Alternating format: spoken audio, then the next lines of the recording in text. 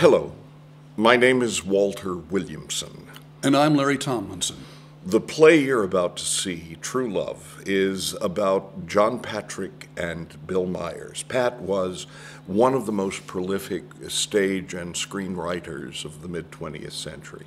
And Bill Myers, of the Myers rum family, was his partner. Lover. Well, essentially his wife. Pat and Bill were together for over 40 years. And then, when they were in their 80s, they broke up. You knew both of them, didn't you, Walter? Yes, I did 4 projects with Pat and lived with them on St. Thomas during one of those projects. You know, it's a shame that Pat's work isn't remembered more. He won the Pulitzer Prize for Teahouse of the August Moon, and The Hasty Heart was done 4 times as a motion picture. Don't forget, Some Came Running. And Gigot. The production you're going to see was done here in Los Angeles, but we wanted to put it on YouTube to get it out to a larger audience than we could stuff into a small theater.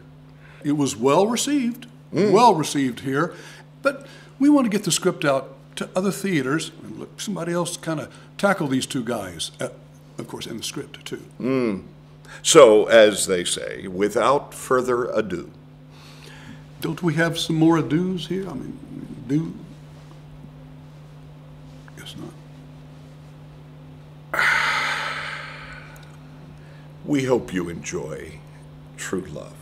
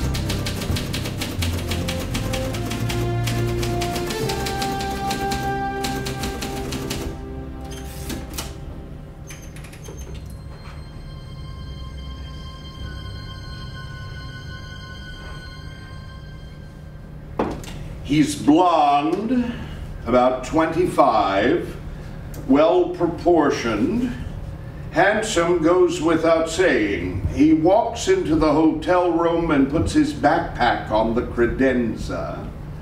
He takes all his clothes off and goes into the bathroom where we glimpse him showering. He pats himself dry with a towel. Then he gets all his equipment out of his backpack and lays it on the side of the bed. He takes his time. The plastic bag, the tape, the bottle, the knife.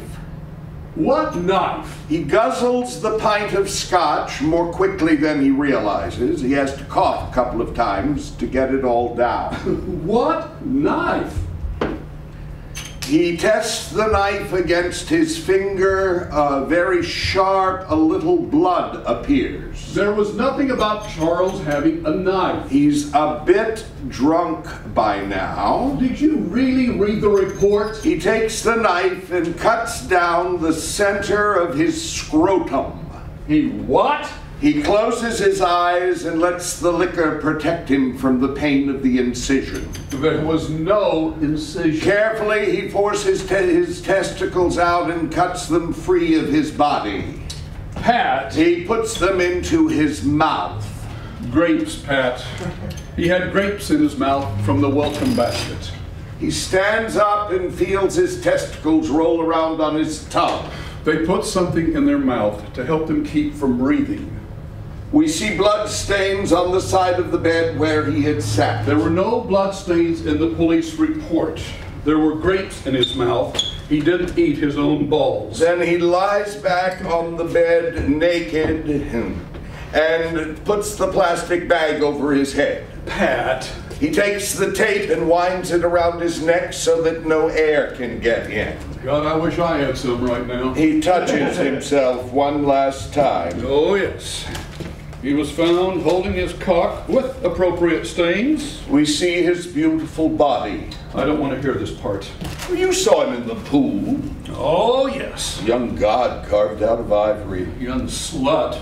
He looked like you did at that age.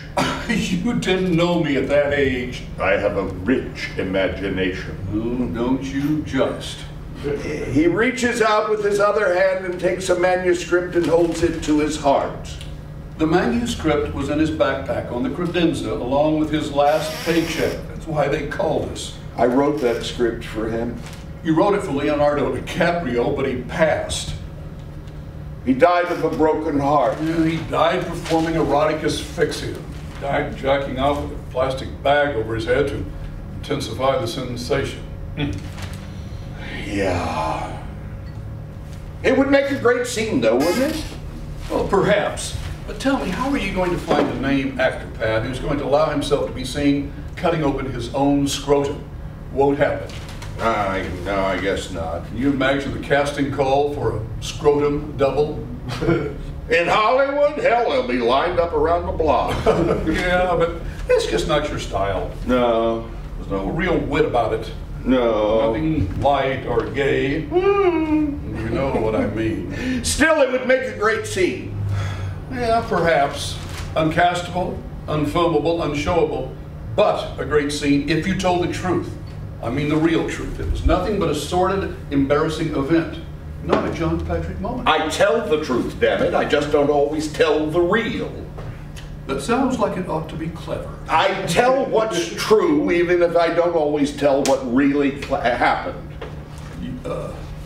True. If I was really going to tell what happened with him, I'd be talking about, what did you call it, a sordid, embarrassing event? Can't you even say his name? Charles. There, Charles. Thank you. I didn't like him, at least you ought to get his name right. Charles went into a hotel room and put a bag over his head to reduce the oxygen to his brain and increase his pleasure, and jacked off and couldn't get the bag off before he killed himself. There. Are you happy? Absolutely joyful. What's theatrical about that? Well, what's really dramatic about a young man accidentally killing himself while he gets his rocks off? Well, as you said, it would make a great scene if they would let you show it. But what would it mean? What would be the truth of it? Well, Pat, as I said... Sordid and embarrassing and absolutely meaningless. That's what I said. People do sordid and embarrassing things every day, every hour. They don't mean a thing. Well, of course they do. A man rapes a child, a woman betrays a husband, an employee pilfers from an office. Nobody cares, nobody's affected. I would think that the child who is raped is affected. The husband who is cuckolded is affected. And the boss who is robbed. They're all affected, aren't they? Well. Here's mine. Hello. Well, yes, officer. Well, of course, we'll be more than happy to help. Yes. Thank you very much. Yes. Goodbye. That was that officer over on San Juan. They're having trouble finding Charles's family. I told them we'd help. Don't we have a personnel file on him? What did you mean, the John Patrick moment?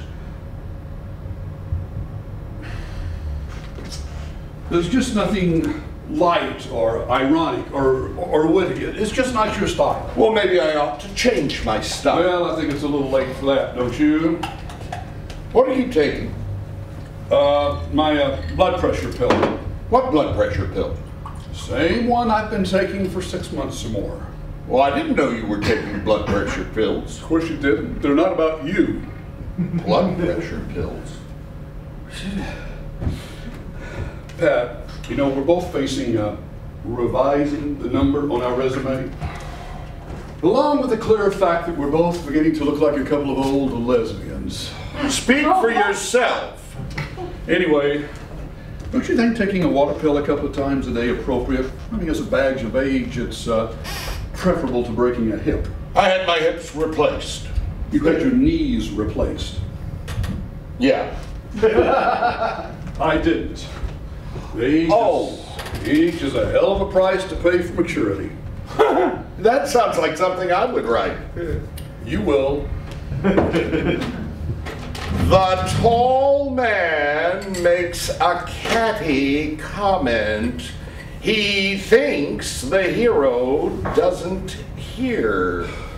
Wait a minute. When did you start taking blood pressure pills? I think it was about the time Charles arrived. Charles? Yes, Charles. The asthmatic chicken choker with a bad sense of timing. What does Charles have to do with taking blood pressure pills? Nothing. Nothing. Abso-fucking-lutely nothing.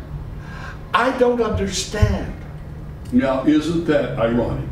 Ironic? Oh, yes. Now that, my celebrated friend, is a John Patrick moment. Huh. Well, irony has always been my strong suit. I can't believe it. Wouldn't it surprise everyone for me to come out with a good melodrama, lots of violence and special effects? Wouldn't that be ironic? Most of the people you know wouldn't be surprised at all. And why not? Well, because most of them are dead. The tall man makes a disparaging sound, turns and piddles in his garden. You know just how irritating that is? What? Being belittled like that. Belittled? I'm immortalizing you. Don't do me any favors. All these old sketches will go into some college library, and for decades, graduate students will puzzle over who the tall man was. You know, the few who care. What? Nothing. You said something. I said, let your agents sell it to the movies. Agents. Leeches. And this continues to surprise you? It infuriates me. They keep saying, do something like the Hasty Heart. Do something like Teahouse of the August Moon. Nobody wants to see me do anything except what I've already done, and then they call it dating. I've got a suggestion. What? Fuck 'em. Easy for you to say. You've got money in the bank. Not as much as you. But you've always had money in your family. And you'll never have enough. Writing and selling what I write is how I know I'm alive. Yeah, but it's a little late for you to become hip. I could write something like Some Came Running Again. Why don't they ask for that? Because most of them think you're dead. Oh, thank you. Oh, sorry. Forgot the house rule. Never mention the dark lady standing at the door. Dark lady, my ass. She's a promiscuous whore. Well, you know, you didn't always resist. Oh, let her listen. She sleeps with everyone eventually and rapes even those of us who resist a womanly touch. Uh-huh.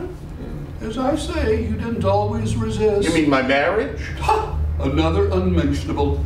Well, not entirely unmentionable. It was just so brief and so bad, I hardly think of it as a marriage at all. More like a case of the flu. I caught it, I suffered, and then it was over.